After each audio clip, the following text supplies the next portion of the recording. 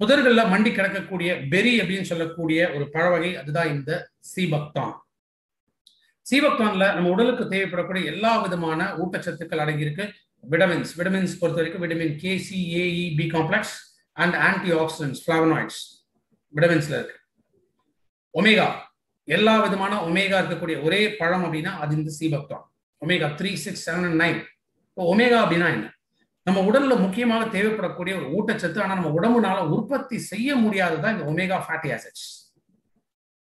இந்த omega sea buckthorn மூலமாக எல்லாமே நமக்கு கிடைக்கும். மினரல்ஸா ஜிங்க் அண்ட் மெக்னீசியம் இருக்கு.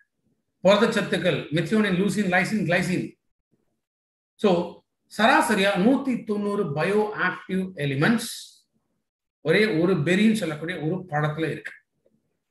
இதுல கேரட்டினாய்ட்ஸ் இருக்கு, டோகோஃபெரால்ஸ் இருக்கு, ஃபிளாவனாய்ட்ஸ், லிபிட்ஸ், அஸ்கார்பிக் ஆசிட், இந்த மாதிரி நம்ம பாடியை எசென்ஷியலா தேவைப்படக்கூடிய ஊட்டச்சத்துக்கள் இது எல்லாமே முழுமையாக இருக்கக்கூடியதான் இந்த சீபக்தான்ல. அப்ப சீபக்தான்ல இருந்து கிடைக்கக்கூடிய ஹெல்த் பெனிஃபிட்ஸ் ஒரு நாள் நல்ல ஹை எனர்ஜி லெவல்ஸ் மெயின்டைன் பண்ணணுமா, சீபக்தான் எடுக்கு.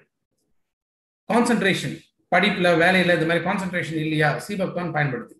நல்ல தூக்கம் வரல, டிஸ்டர்பன்சஸ் இருக்கா, சீபக்தான் பயன்படுத்துங்க. பாடி வெயிட்டை குறைக்கணுமா, சீபக்தான் எடுக்கலாம். செரிமான சக்தி அதிகப்படுத்தக்கூடியது சீபக்தான். சர்க்கரை நோய் இருக்கிறவங்க, இதயம் சம்பந்தப்பட்ட நோய் இருக்கிறவங்க, தைராய்டு ப்ராப்ளம், ஹைப்போ இந்த மாதிரி தைராய்டு இருந்தாலுமே தைராய்டு ப்ராப்ளம்க்கு சீபக்தான் ரெக்கமெண்ட் பண்ணலாம். ஸ்கின் ரிலேட்டட் ப்ராப்ளம் இருக்கா, சீபக்தான் ரெக்கமெண்ட் பண்ணலாம்.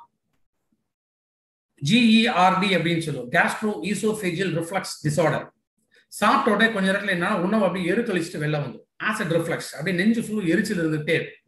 ஹார்ட் பர்ன் அந்த உணவு குழாயில இருக்கக்கூடிய அசிடிட்டினால அப்படியே நெஞ்சில ஹார்ட்ல வந்து ஒரு வலி இருக்கிற மாதிரி ஃபீல் ஆகும். இதான் உணவு குழாய் சம்பந்தப்பட்ட விஷயங்கள். இந்த ப்ராப்ளம்காக சீபக்தான் எடுத்துட்டு வரலாம். ஸோ சீபக்தான் ஒரு நாளைக்கு 2 கேப்சூல் சாப்பிட்ட பிறகு எடுத்துட்டு வரலாம்.